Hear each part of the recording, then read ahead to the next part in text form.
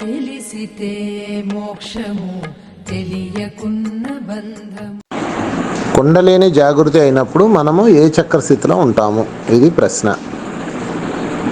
కుండలిని జాగృతి అన్నది ఒక గేట్ అన్నమాట, ఒక ఎంట్రన్స్ లాంటిది, ఎగ్జిబిషన్ గ్రౌండ్లోకి ఎంట్రన్స్ లాంటిది అన్నమాట. అది ఎప్పుడైతే మనం ఎగ్జిబిషన్ గ్రౌండ్లోకి ఎంటర్ అవుతామో లోపల స్టేజెస్ ఉంటాయి, రకరకాల ఐటమ్స్ ఉంటాయి. మన యొక్క స్థితిని బట్టి మనం అక్కడికి వెళ్తాం. కొంతమందికి ఒక్కొక్కరికి ఒక్కో ఇష్టం, అలాగనమాట. అలాగే కుండలిని కదలిక అన్నది బేసిక్, అది స్పిరిచువాలిటీలో బేస్. ఆ తర్వాత మీరు ఏ చక్రాలో ఉంటారన్నది మీ జ్ఞానాన్ని బట్టి ఉంటుంది. అంటే సాధన కుండలిని కదిలిస్తుంది, జ్ఞానము మిమ్మల్ని ఆ యొక్క స్థితిలో, ఆ యొక్క చక్రస్థితిలో స్థితం చేస్తుంది. అదే అసలు విషయం.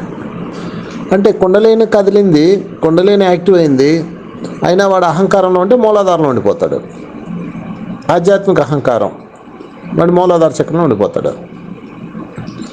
సో అదేవిధంగా కుండలిని యాక్టివ్ అయింది, వాళ్ళు ప్రేమతత్వం ఉంది, అనాహత చక్రంలో ఉంటాడు. కుండలిని యాక్టివ్ అయింది, జ్ఞానామృతాన్ని పంచుతున్నాడు, ఆజ్ఞా చక్రంలో ఉంటాడు. అంటే వాళ్ళ యొక్క స్థితిని బట్టి ఆయా చక్రస్థితిలో ఉంటారు. అంతేగాని కుండలిని యాక్టివ్ అయిన వాళ్ళందరూ పైకి వెళ్ళిపోరు. థర్మామీటర్లో పాదరసం కదలాలంటే వేడి కావాలి. ఆ వేడి వచ్చినప్పుడు పాదరసం నెమ్మదిగా పైకి లేస్తుంది. ఎక్కడ ఆగుతుంది పాదరసం? వాళ్ళ శరీరంలో ఉన్న వేడిని బట్టి అది వెళ్తుంది. 90 డిగ్రీల, 99 డిగ్రీల, లేకపోతే 100 డిగ్రీల, 101, 105, 108 అలాగా మూవ్ అవుతూ ఉంటుంది. దేనిని ఆధారంగా? వారి యొక్క వేడి, శరీరం యొక్క ఉష్ణోగ్రత ఆధారంగా థర్మామీటర్లో పాదరసం కదులుతుంది. బట్ పాదరసం కదలాలంటే ఫస్ట్ వేడి కావాలి.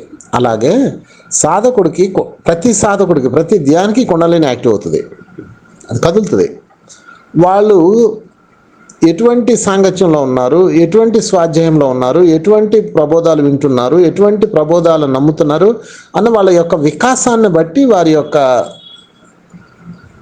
స్థితి ఉంటుంది. మూలాధార, స్వాదిష్టాన, మణిపూరక, అనాథ, విశుద్ధ, ఆజ్ఞ, సహస్ర. సేమ్ థర్మామీటర్ అది ఒకటే. థర్మామీటర్లో పాదరసం కదలడానికి ఏం కావాలి? కొంచెం వేడి కావాలి. అది పైకి వెళ్ళడానికి ఎక్కువ వేడి కావాలి, అలాగనమాట. సో సాధకుడు సాధన ద్వారా కుండలిని కదులుతుంది. వాడి యొక్క సాధన పెరిగే కొద్దికి అది పెరుగుతుంది.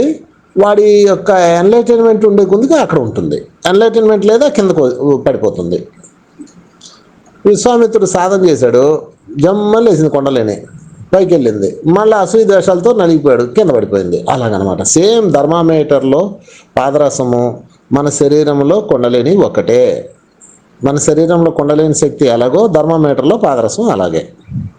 ఇది వేడి తగలగానే పైకి లేస్తుంది, అదేమో సాధన లేవగానే పైకి లేస్తుంది. బట్ నిలబడాలంటే మాత్రం నిరంతర సాధన, నిరంతర సజ్జన సాంగత్యం, నిరంతర స్వాధ్యాయము, నిరంతర ప్రబోధం, ఈ 4 ఉంటే అది సహస్రారంలో ఆజ్ఞలో స్థితమై సహస్రారంగా చేరుకుంటుంది నిరంతరం. థర్మామీటర్లో పాదరసం నిరంతరం పైకే ఉండాలంటే ఏం చేయాలి? దాన్ని ఎప్పుడు వేడిలో పెట్టాలి. హాట్ వాటర్లో పెట్టండి, ఎప్పుడు పైనే ఉంటుంది. అది సేమ్ టు సేమ్. కనుక ఎప్పుడు కూడాను ధ్యానము బాగా చేయాలి, సజ్జనులతో సాంగత్యం చేయాలి, అప్పుడు స్వాధ్యాయం చేయాలి, అంటే పుస్తకాలు చదువుకోవాలి, సెల్ఫ్ చెకింగ్ చేసుకోవాలి, అదేవిధంగా ప్రబోధాలు వినాలి, చెప్పాలి. అప్పుడు మనం ఆ స్థితిలో ఉంటూ ఉంటాం.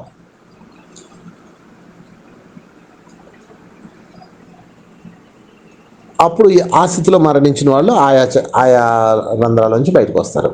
సహస్రారంలో మరణించిన వాడు, అక్కడ చేరుకొని మరణించిన వాడు పొందే మరణం పేరు సమాధి.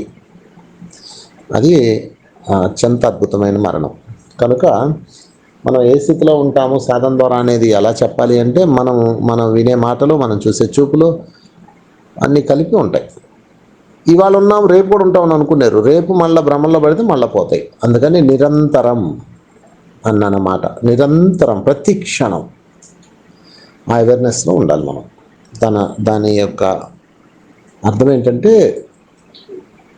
ప్రతి క్షణం ఎరుక. ఎప్పటిదాకా?